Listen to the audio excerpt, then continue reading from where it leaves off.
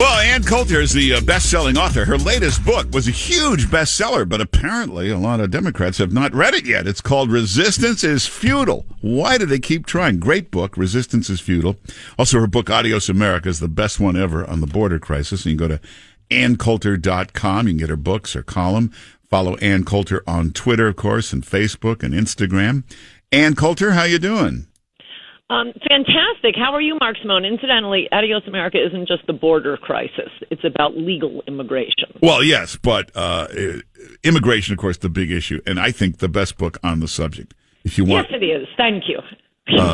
Hey, but I assume you want to talk about Cohen. Well, there was a bombshell in his testimony because these Democrats spent months telling us no one is closer to Trump than Cohen, and that he's the go-between between Moscow and Trump.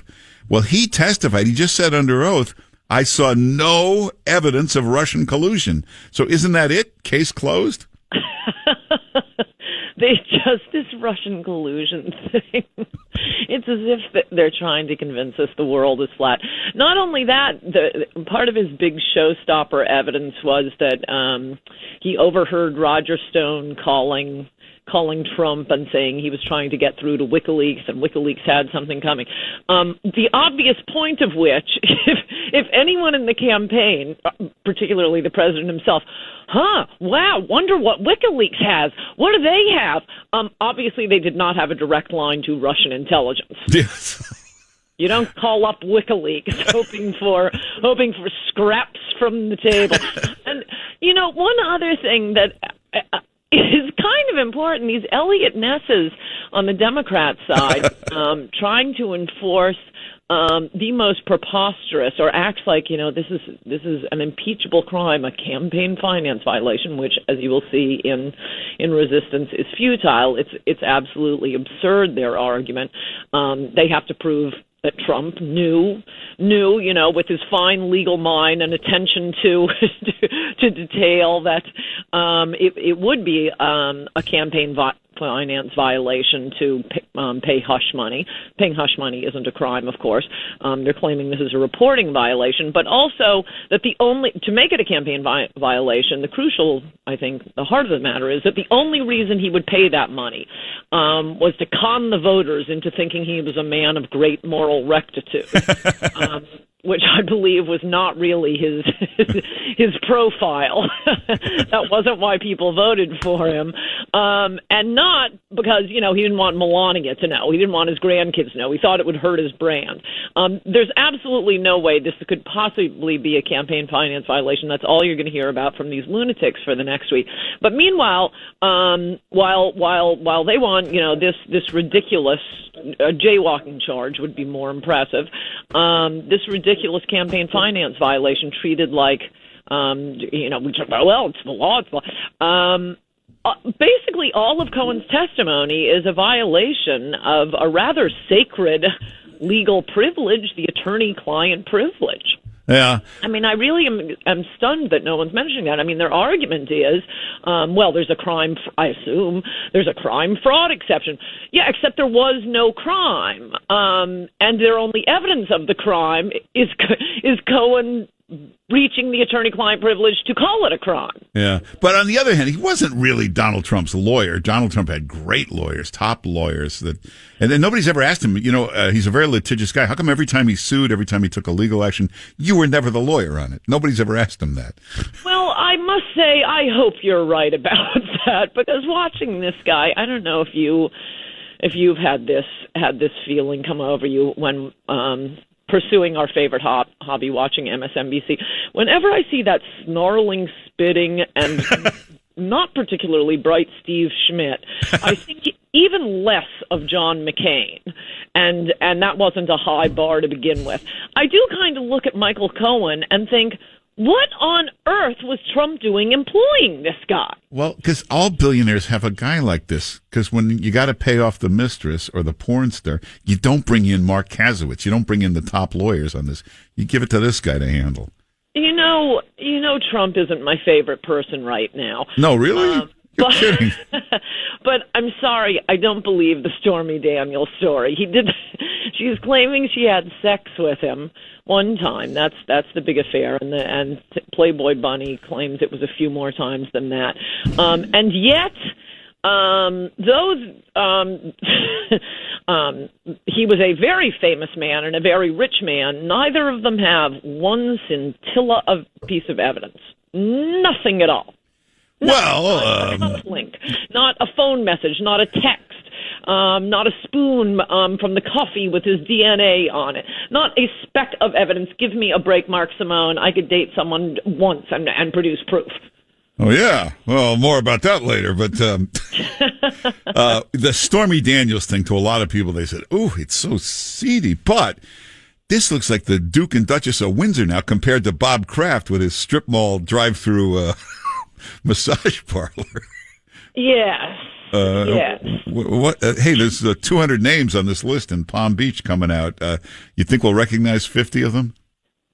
No, I don't. We'll recognize a few names like Bob Kraft and maybe Harvey Weinstein, but no, I don't think any of my friends in Palm Beach are going to show up on any of these lists. It would be nice. I mean, one interesting thing, I may write about this next week. Obviously, I think I'll write it. Oh, when did I write my column for tonight?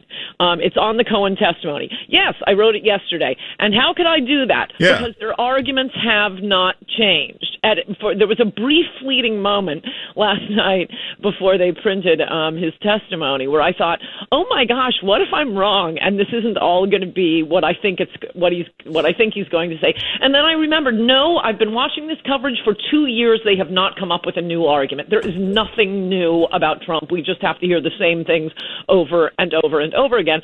But I may be thinking, I may write about the Jeffrey Epstein case soon, something conservatives were pushing at the time. Epstein, big Democratic donor, being defended by Alan Dershowitz, flying Bill Clinton around on his plane. Now the left has suddenly decided that the only interesting fact about Jeffrey Epstein, pederast, in case you're unfamiliar with the case, pederast given a slap on the wrist by the Democratic DA, is now the sole attribute of interest was that he was, before this story broke, a member of Mar-a-Lago. Yeah. But hey, I go back to the bombshell that Cohen testified to, because they all been telling you no one's closer to Trump, and he was the go-between between Moscow and Trump. He has testified today under oath he saw no evidence of collusion. You think Rachel Maddow said, wow, get that clip. We're going to run that in the opening tonight. You'll never hear that quoted. Though I did know, I had, when I was explaining to one of my friends before the testimony came out last night, what I just told you, that oh my gosh, what if he does have something all new and I'm flying today, I don't have time to write a new column, I've already drafted what I'm going to say about his testimony because I know what he's going to say. So I had that moment of fear, and then I said to my friend who isn't sick like you and I are and doesn't watch MSNBC obsessively, and told him, no, I know it's going to be the same thing. I know it's going to be the same thing. It's the same thing every night. It's not the end. It's the beginning of the end. That's a big one. It's the beginning of the end. Trump's worst week ever. What's the other big one they use all the time? Well, bombshell. We're still talking. I glanced at the TV and I said, guess what the chyron is? A big sign on Rachel Maddow. It's the beginning of the end. Well, yeah, bombshell testimony. So this guy's just basically the Michael Wolff of 2019. No, it's worse than that. I mean, Wolf had a really fun book, and I think most of it was true. I guess the most important point about this, and I think Republicans, as usual, are just, it's amazing we win anything with these guys. But, you know, the big thing, Mark Meadows, or no, not Mark Meadows, I forget who it was, somebody asking him, isn't this because, are you working in the White House? Oh, well, you didn't get a job in the White House. Number one, I don't think anyone after the last 2 years thinks that working in the Trump White House is some sort of Xanadu. Point two, come on, we know what's going on here.